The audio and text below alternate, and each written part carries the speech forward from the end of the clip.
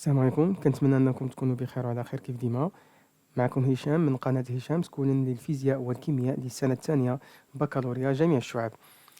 اليوم مع درس جديد من دروس الفيزياء اللي هو الذبذبات القصرية في دائرة RLC متوالية. للإشارة هذا الدرس هذا فهو يعني مخصص فقط لشعبة العلوم الرياضية. إذا غنشوفوا في هذا الدرس المحاور التالية. غنشوفوا RLC في حالة قصرية، يعني ماذا نعني بها. غنشوفوا كذلك النظام المتناوب الجيبي، وخصوصا تعبيري شدة التيار وشدة التوتر. غنشوفوا كذلك دراسة للمعادلة التفاضلية، وغنشوفوا ظاهرة الرنين اللي هي محور هذا الدرس ككل، وتعبير القدرة في النظام المتناوب الجيبي. هاد المحاور غنطرق لها بعد قليل، بقاو معنا.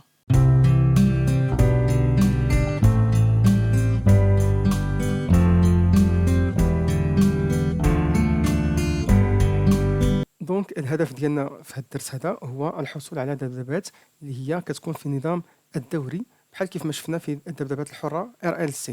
لكن إذا بغينا نشوف نحصلوا على ذبذبات في النظام الدوري، شفنا في الدرس السابق أننا خاصها تكون عندنا LC، دائرة LC مثالية ما فيهاش مقاومة، وبطبيعة الحال هذه لا يعني ما كايناش في الواقع، هذه غير دائرة مثالية.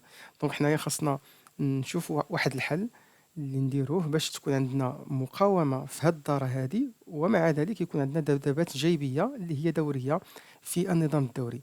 لهذا الغرض هادشي علاش كنديروا هاد الذبذبات القصرية، فنزود الدارة بمولد هو اللي كيفرض على هادشي هذا. نزود الدارة RLC بمولد يزودها بتوتر جيبي، فيفرض على المتذبذب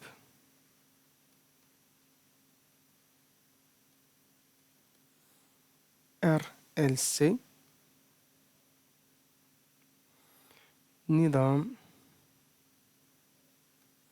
متناوب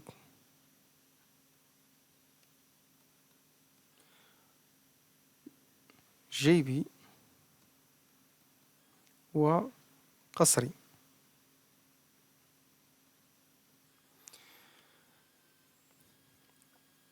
دونك دابا إلا بغينا نشوفو التعبير ديال عندنا U دو تي اللي هي التوتر. دونك التوتر،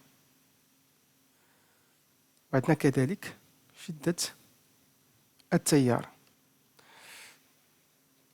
دونك هنا التعبير ديالها غيكون جيبي كيف ما شفنا في الدروس السابقة. دونك U دو تي غتولي هي UM فوا الكوس ديال أوميغا تي. دونك غنشرحو شناهي أوميغا تي زائد في ديال يو حتى هي غنشرحوها. دونك ما غيبقاش عندنا في وحده، وهنا غتكون عندنا اي دو تي حتى هي اي ماكس فوا الكوس ديال اوميغا تي زائد في ديال اي.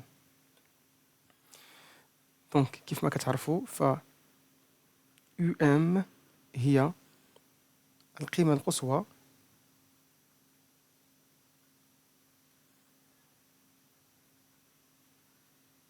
ل يو دو تي، وكذلك حتى هنايا عندنا اي ام هي القيمة القصوية لشدة التيار. أوميغا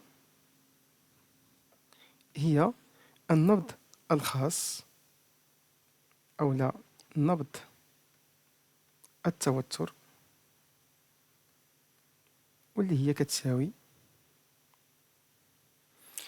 فكيف ما كتلاحظوا ما كايناش عندنا دو بي تي، دونك هي دو بي على تي.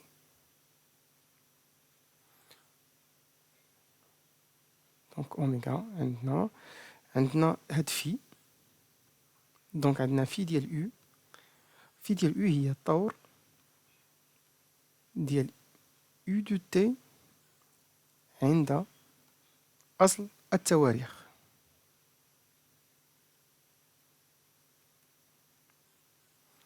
وفي ديال إي بطبيعة الحال غيكون هو طور ديال إي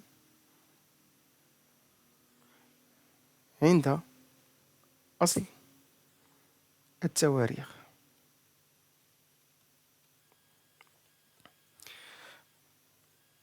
هنا بقات لنا واحد القضية اللي هي ديال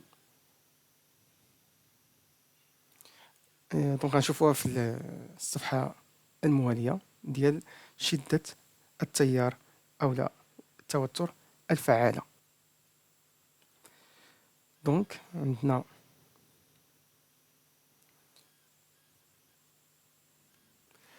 عندنا التوتر الفعال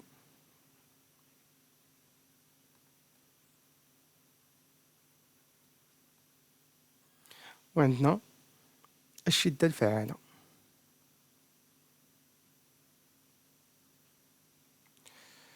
دونك هنايا الشدة الفعالة تكتب على هذا الشكل: U كتساوي هي U ماكس على الراسين ديال اثنان، وهنا عندنا I كتساوي هي I ماكس على الراسين ديال اثنان. الوغ هاد الشدة الفعالة ديال التيار والتوتر تقاس، يعني في التمارين كيعطيوهم لكم اللي كيقيسوهم الامبيرمتر والفولتمتر. دونك يعني مني غيقول لك نقيس بالامبيرمتر او لا بالفولتمتر، صافي هذيك راه هي الشده الفعاله اللي غيعطيك في التمرين. تقاس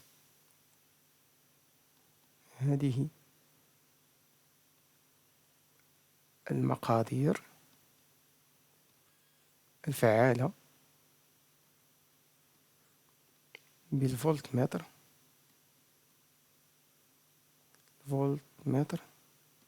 بالنسبه لي U، والامبيرمتر بالنسبه لي I. دونك دابا غنشوفو طور التوتر بالنسبه لشده التيار. طور التوتر بالنسبة لشدة التيار. الوغ هنايا هاديك في ديال U اللي شفنا قبيله كنشوفو شكون اللي متقدم في الطور على الأخرى باش كنحدو في النهائية. علاش؟ لأن غالبا في التمارين فكيعطوكم في وحدة والأخرى كتساوي زيرو. المهم حتى اللي عطاو لكم بجوج ماشي مشكل. المهم أننا كنحدو في النهائية، وهاد في النهائية تحدد بتحديد شكون اللي متقدم في الطور. بطبيعة الحال اللي متقدم في الطور هو اللي كتكون عنده في ديالو أكبر. واحد الرسم نرسموه وديك الساعات نكملو.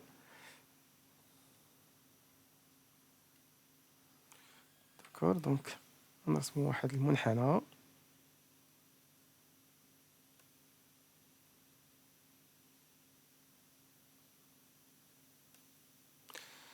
الور هنا هاد المنحنى هذا هو التوتر او لا التيار بدلالة تي.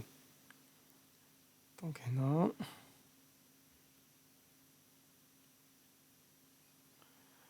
نديرو دونك شدة التيار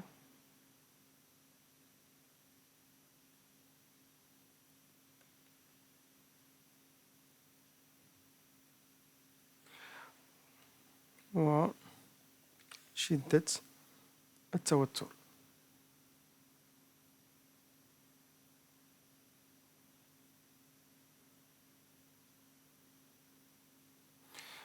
دونك هذا يعبر عن U دو تي، وهذا كيعبر على I دو تي.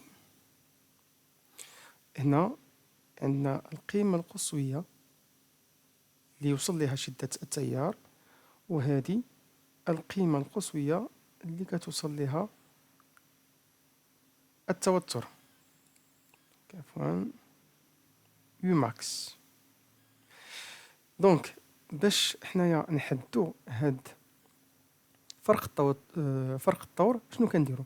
كنشوفو الفرق ما بين القيمة القصوية ديال كل وحدة، وباش كنعرفو شكون اللي متقدم في الطور اللي كيسبق للقيمة القصوية. دونك إلا لاحظتو هنايا فالقيمة القصوية شكون اللي سبق؟ إي، يعني منحنى إي هو اللي سابق القيمة القصوية قبل من أو، وبالتالي هنايا في هذه الحالة فعندنا شدة التيار، طور شدة التيار هو يعني شدة التيار متقدم في الطور على أو، أو لا أو متأخر في الطور على شدة التيار. مبيانيا كنخرجوا واحد العلاقة، دونك خاصنا واحد طو كنخرجوها مبيانيا. دونك نشوفوا كيفاش نخرجوها. الور فكنشوفوا الفرق ما بيناتهم بهذه المدة الزمنية. دونك كنشوفوا الفرق ما بينات هاد المنحنيين، هاد الماكس وهاد الماكس.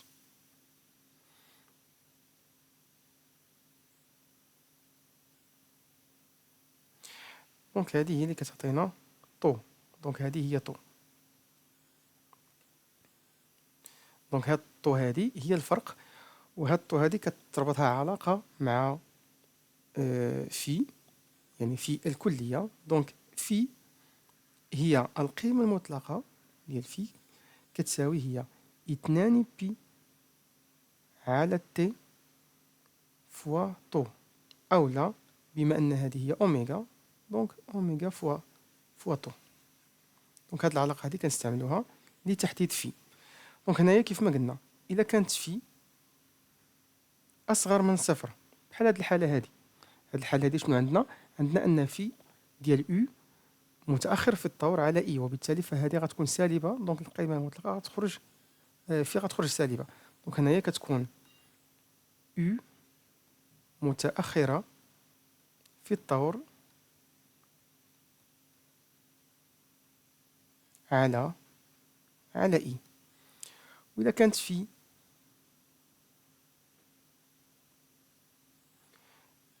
إذا كانت في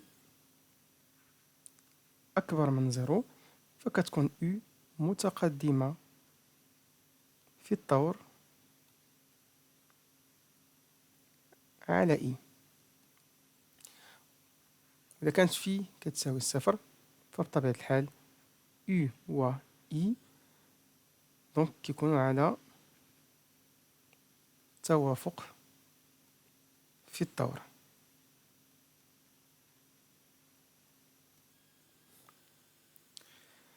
دابا غندوزو نشوفو مفهوم الممانعة.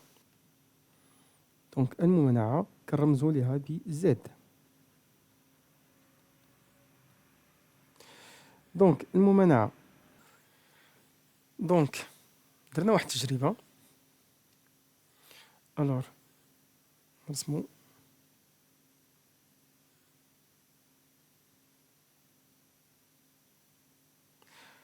خدنا U مع إي.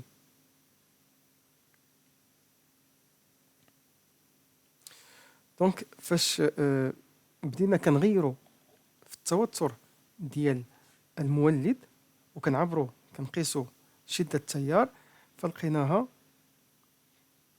تقريبا دالة خطية.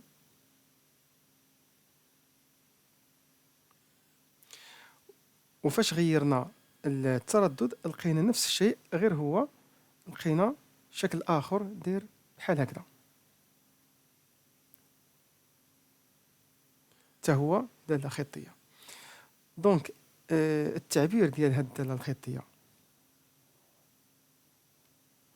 كنعرفو التعبير ديال الدالة الخطية هو أن دابا هاد أو غتساوي واحد كا فوا إي. بطبيعة الحال هنا زيرو غتبقى غير هادي. دونك هنايا درنا ليها هذيك ك سميناها الزد وسميناها الممانعة. بطبيعة الحال هذه كتشوفوها بحال قانون أوم، وبالتالي فإن الممانعة غتكون الوحدة ديالها بالأوم بحال المقاومة الريزيستونس. الوغ دابا هنا كاينين المقاومة الممانعة، ممانعة الوغ كاينة ممانعة R، دونك زد كتساوي هي R. كاينة ممانعة الوشيعة، دونك الممانعة ديال الوشيعة هي زد كتساوي L في أوميغا. كاينة ممانعة المكثف واللي هي كتكتب على شكل زد كتساوي 1/C أوميغا. هاد الثلاثة هادو كيخليونا نستنتجو ممانعة الدارة RLC. دونك تكتب على هاد الشكل زد كتساوي الراسين ديال ار كاري زائد ال أوميغا ناقص 1/C أوميغا أو كاري.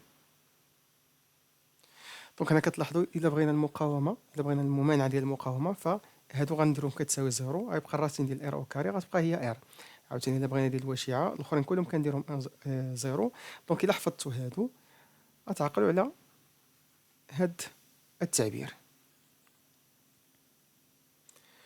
دونك هنا بشكل عام زد كتساوي هي U على E، اللي هي التوتر الفعال وشدة التيار الفعالة. أو نقدروا نكتبوهم إلا عقلتوا، عندنا U كتساوي هي U ماكس على جذر 2، دونك إلا اختزلنا بجذر 2 فيهم بجوج غتولي عندنا زد هي U ماكس على E ماكس. دونك عندنا هاد التعبيرين.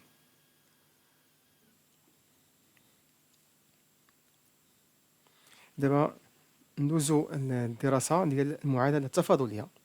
أول حاجة بعدا سنختار واحد نختار في كتساوي في ديال إي كتساوي صفر أصلا، دونك طور ديال إي أصلا أو لا أصل للتواريخ.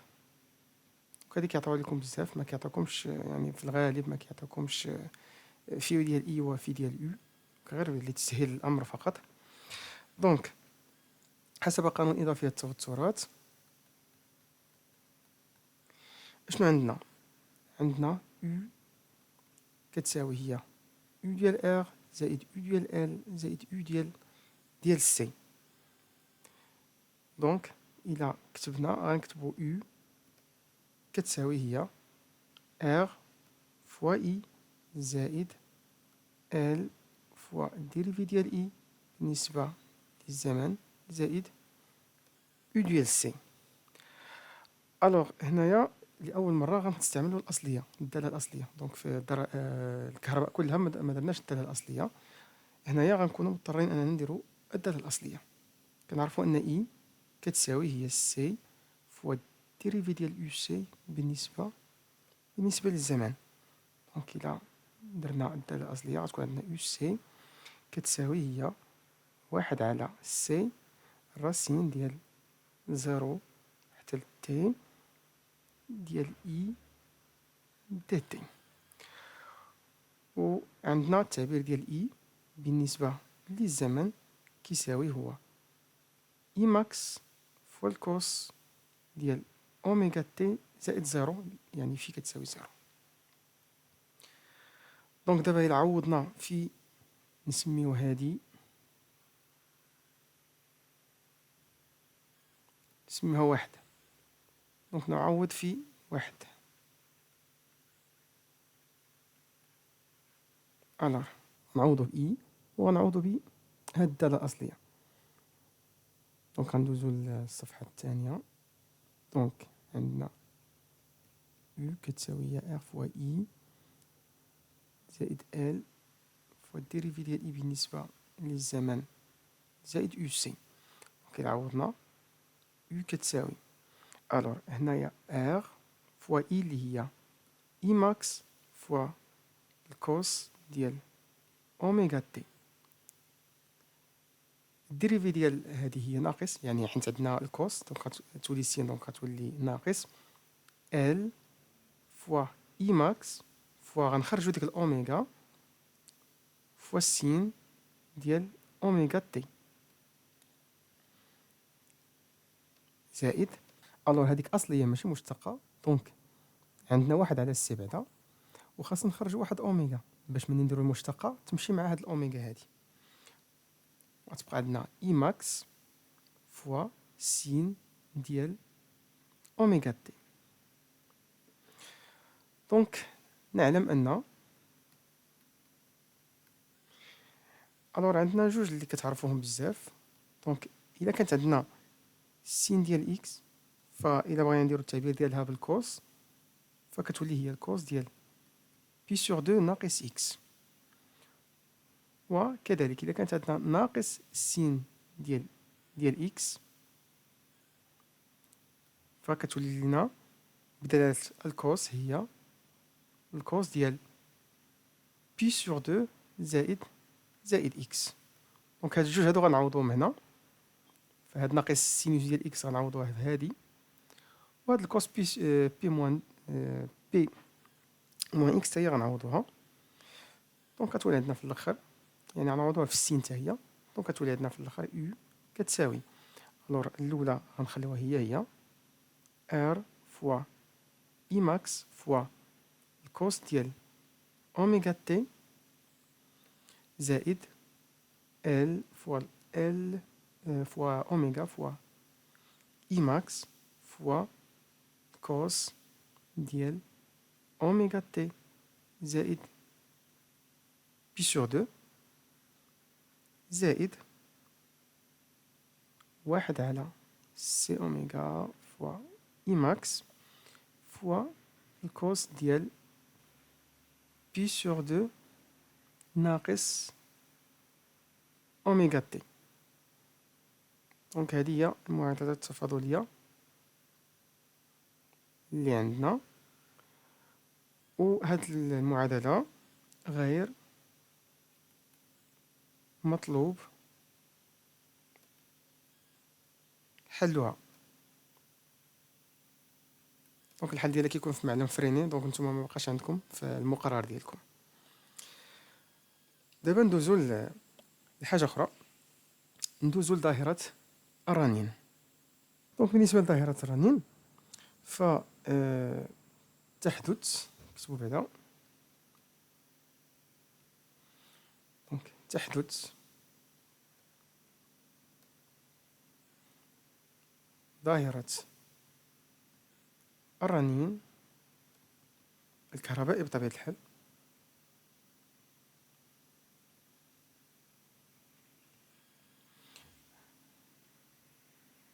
عندما يكون تردد التوتر المطبق مساويا للتردد الخاص ان زيرو أو لا أوميغا زيرو للدارة ار ال سي.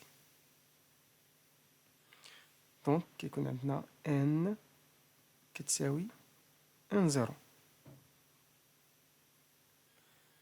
بحيث هذا هو التردد المولد وهذا التردد الخاص للدارة ار ال سي. دونك هنايا هذا ظاهرة الرنين شنو كنعنيو بها. دونك هنايا عندنا هاد العلاقة وعندنا حتى هاد العلاقة، كتكون عندنا في ظاهرة الرنين اي كتساوي اي زيرو، يعني الشدة الفعالة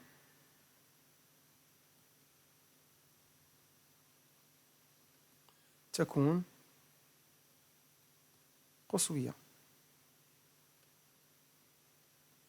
دونك ملي كيقول لك راه عندك ظاهرة الرنين، فعرف أن عندك ان كتساوي ان زيرو و اي كتولي قصوية، ماشي اي ماكس مختلف على اي ماكس. اي ماكس بوحدها هذه غير الشدة الفعالة صافي. دونك هنا كاين حتى يعني ملي تغيروا هذا الشيء هذا غيتغير لنا التردد وغتغير لنا حتى الممانعة. دونك عندنا التردد والممانعة عند الرنين.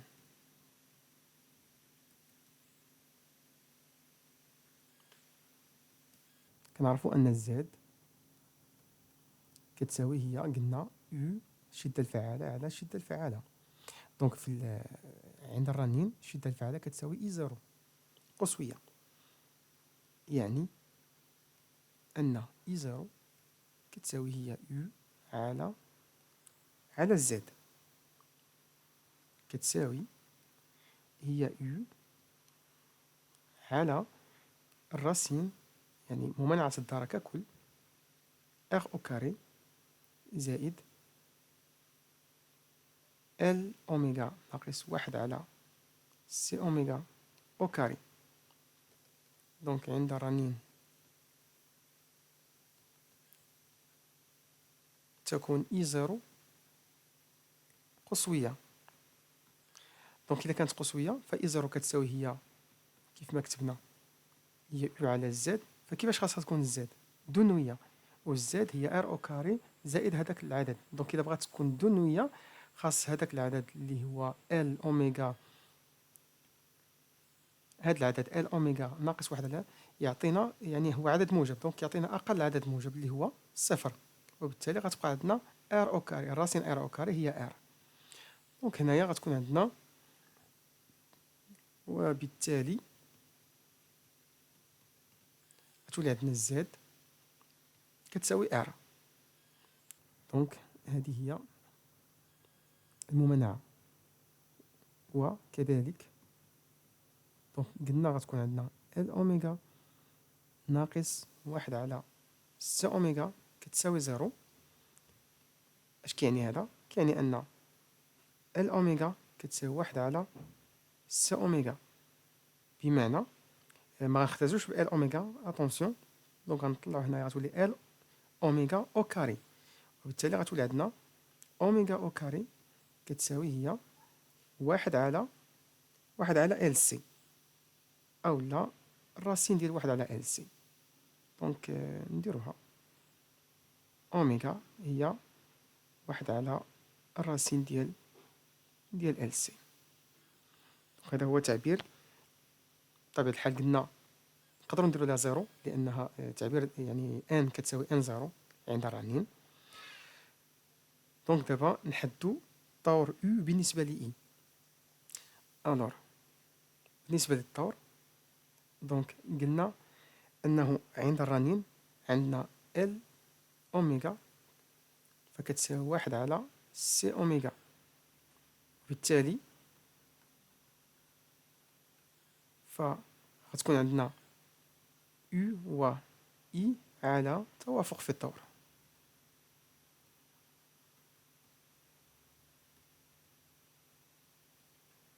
يعني أن في غتولي كتساوي زيرو. دونك هاد المقادير هادي يعني مميزة لظاهرة الرنين فقط.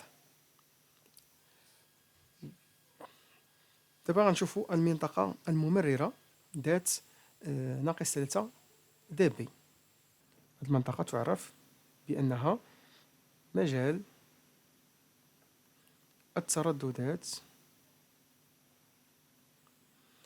المحصور ما بين N1 و N2 للمولد، بحيث اشنو كيكون عندنا؟ بحيث كتكون عندنا اي الشدة الفعالة أكبر أو على الأقل تساوي اي زيرو على الراسين ديال اي ديال دو. دونك قلنا هذه هي الشدة الفعالة.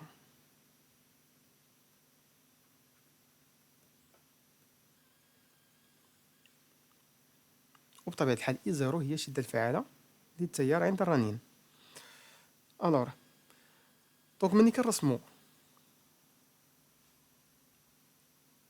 المنحنى ديال شدة التيار عند الرنين يعني في هذه المنطقة هذه، دونك غنحصلو على هاد الشكل. الوغ هنا قلنا غتكون عندنا هذه هي اي زيرو، وإلا بغينا اي زيرو غنحسبو اي زيرو على الراسين ديال اثنان، فغنحصلو على نقطتين. دونك هاد النقطتين هما اللي كيعطينا مجال ديال الترددات ديال ان ان و ان دو.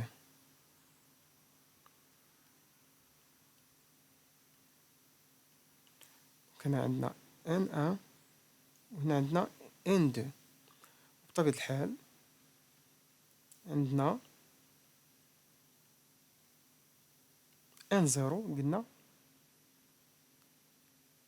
كتمشي مع اي زيرو، ممكن عندنا ان زيرو. دونك هاد المنطقة الممررة شنو كتعني؟ ف لي زيكيبمون يعني المركبات، فهي يعني كتلاحظوا ان الا كان واحد التيار اللي جا يعني كبير جدا، يعني دخل لواحد المركبة فهو كيحرقها الا فات يعني القصوية ديالو. دونك هذاك الشيء حنا كنشوفوا هاد المنطقة الممررة. دونك حنايا في المنطقة الممررة فاش كيوصل لهاد منطقة الخطر فكيتحبس التيار، دونك ضروري خاصو يتحبس التيار. هادشي علاش كنديروا لي فيزيبل دوك لي فيزيبلات، دونك كيتحرقوا هما باش لو سيركوي ما كيبقاش فيرمي، يعني كتولي دارة مفتوحة، دونك كيتحبس كل شيء. هادشي علاش كنضبطوا وكنقراو كنشوفوا نحاولوا نعرفوا شنو هي المنطقة الممررة اللي كاينة في كل جهاز. كل ما كانت المنطقة الممررة كبيرة كل ما كانت الأجهزة في سلام. هنا إلا بغينا نرسمو بالنسبة للزد، يعني إلا بغينا نرسمو حتى الزد يعني الممانعة تقريبا بحال هكذا. دونك كيفاش غنحدو هاد النقطة هادي؟ الور هنا عند الرنين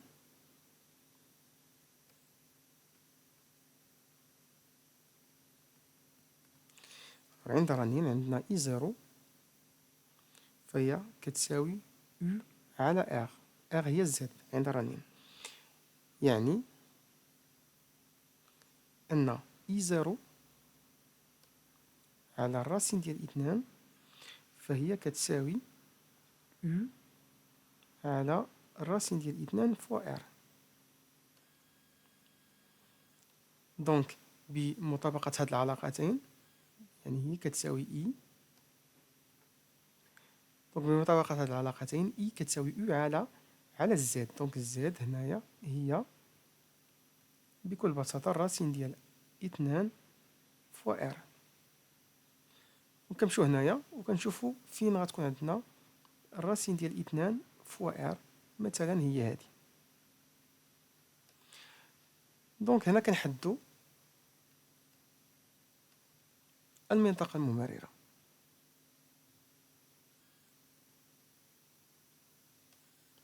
بطبيعة الحال هنايا غتعطينا N، علاش؟ لأنها دنوية. دونك هنا ما تنساوش أن هذه هي R اللي كتقابل N زيرو، وهنا عندنا N1 و N2. دونك هذه هي الدلتا N أو الدلتا أوميغا. دونك كنقدروا يعني هاد جوج المنحنيات هما اللي كنستعملوا باش نحددوا المنطقة الممررة. دابا غنشوفوا معامل الجودة. دونك معامل الجودة اللي هو نرمزو ليه بكيو، فهو بدون وحدة كيساوي أوميغا زيرو اللي هو النبض الخاص ديال الدارة على الدلتا أوميغا اللي هي عرض المنطقة الممررة. دونك هذا هو نبض RLC النبض الخاص، وهذه هي عرض المنطقة الممررة.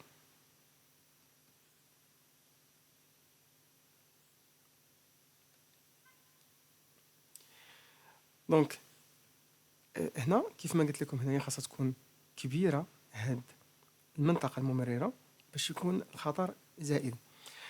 إلا لاحظتوا كل ما كانت صغيرة هاد سميتو فغيكون الرنين حاد. يعني اش؟ يعني غيكون هاد المعامل كبير. دونك إذا كانت الدلتا أوميغا المنطقة الممررة صغيرة فالمعامل كبير. دونك كل ما كان المعامل كبير كل ما كان الخطر. دونك هنايا كل ما كان الرنين حادا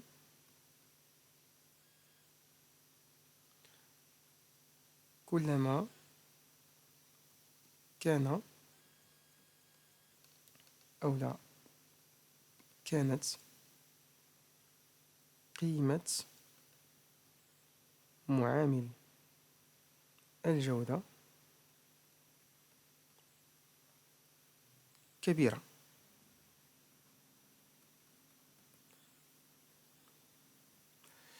دابا نشوفو القدرة في النظام المتناوب الجيبي. ألور القدرة اللحظية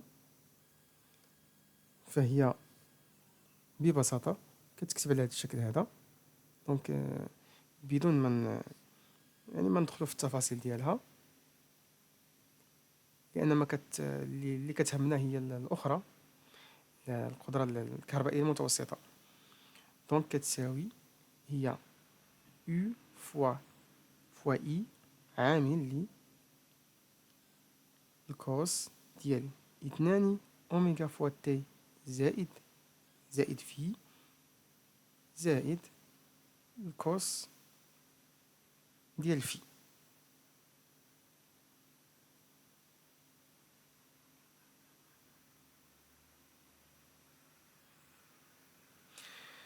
دابا نشوفو القدرة الكهربائية أو القدرة المتوسطة واللي هي آخر حاجة في هاد الدرس. القدرة المتوسطة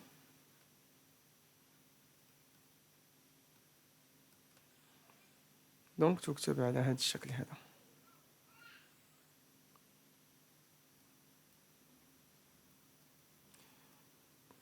صراحة عندها شكلين، عندها U فوا I فوا الكوس ديال في، بحيث بطبيعة الحال هادي بالوات وحدة ديالها، هادي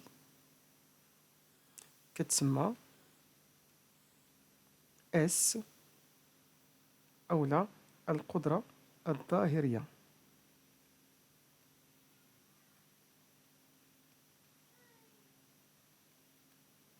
القدرة الظاهرية، وهذه كنسميوها معامل القدرة.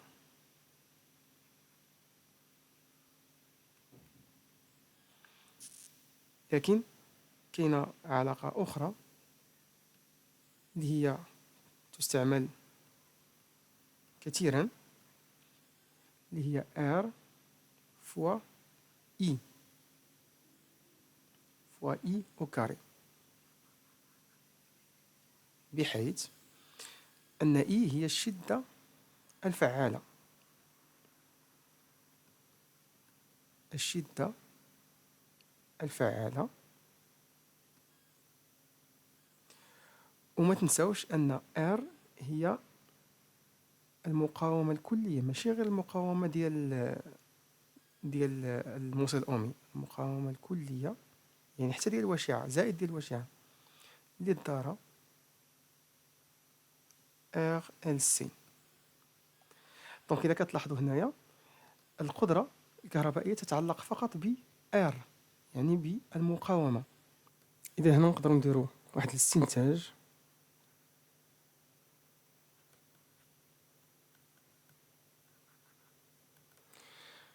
في الذرة RLC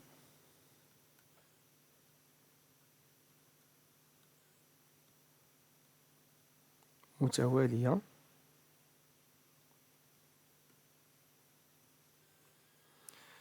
لا تستهلك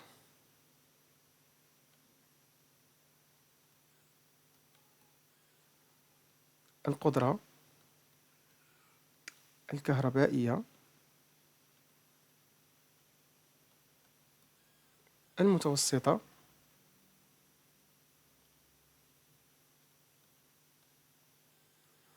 إلا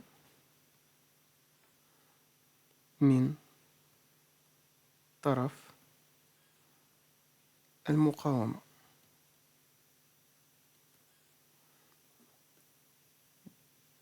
بطبيعة الحال بمفعول جول.